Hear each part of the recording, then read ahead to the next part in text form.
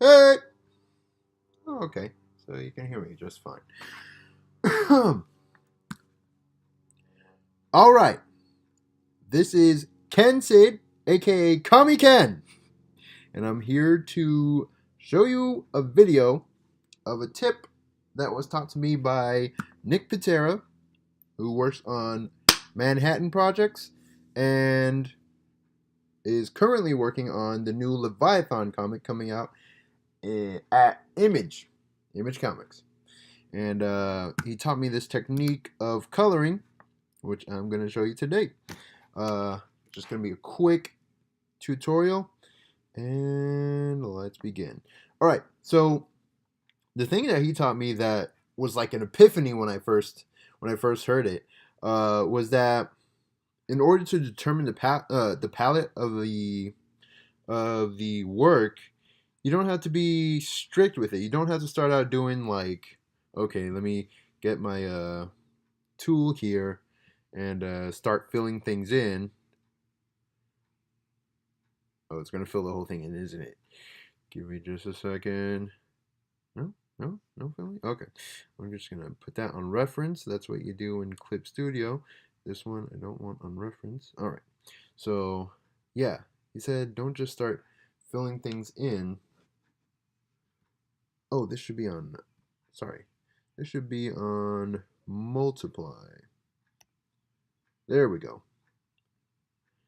So I'm going to be working on this layer. I'm going to lock this layer. This is another thing he taught me. If you don't want to accidentally start working on the wrong layer, you want to lock it and then start working on the correct layer. And this layer is going to be, I'll call it palette. It's not the flats. Let's see, palette, PTE, doesn't matter how you spell it. Okay, so yeah, he said not to just start going in like this. It's too restrictive to do it that way. You want to instead, let's back up all the way. Oh, I went a little too far. Multiply again.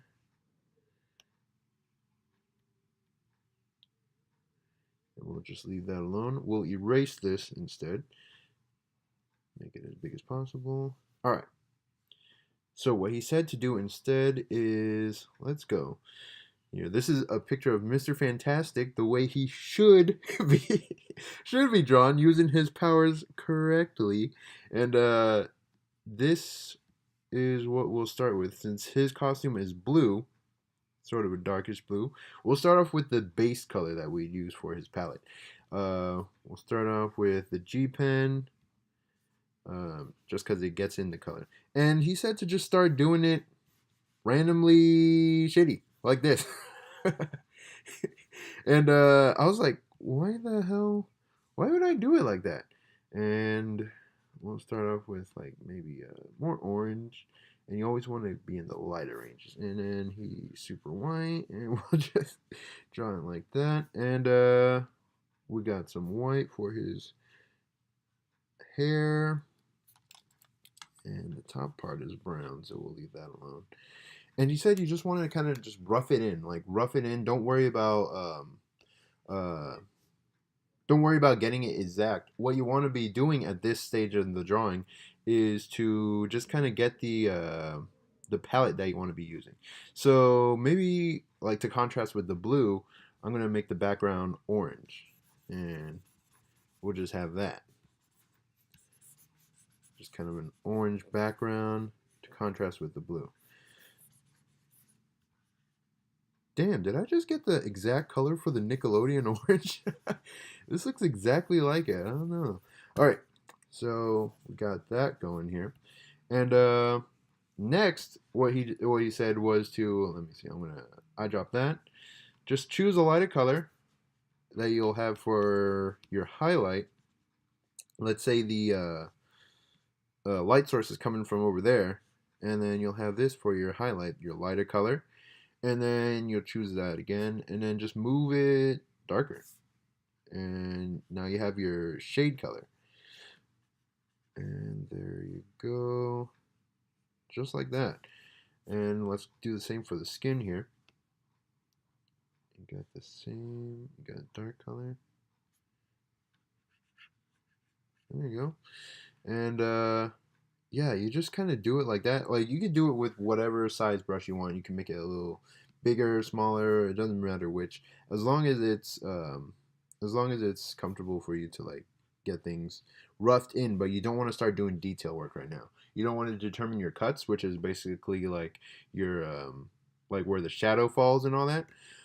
You just want to just get the general color scheme that you want to be using for the full piece.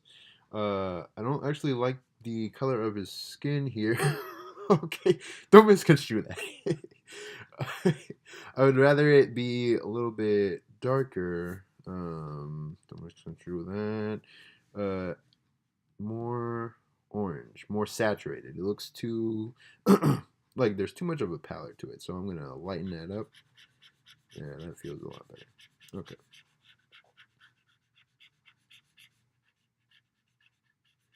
And now like the one thing that he said is when you change one color, you're gonna have to start changing the other colors.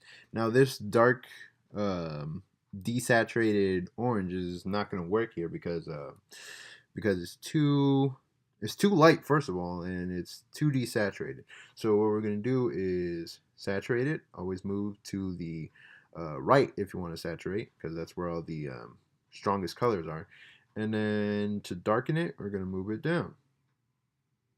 And I'm going to move it back just slightly, move over here. And it doesn't matter how exact you get it, you just want a general sense. So this will work for the purposes of this video. And yeah, that's just a great tip that he taught me when we were working on this project together. Not this, but another project is coming out soon. And yeah, I'm going to change these colors up and keep working at it. And I'll reveal the full piece later on. All right, y'all have a great day. This is Kami Ken signing out. Peace.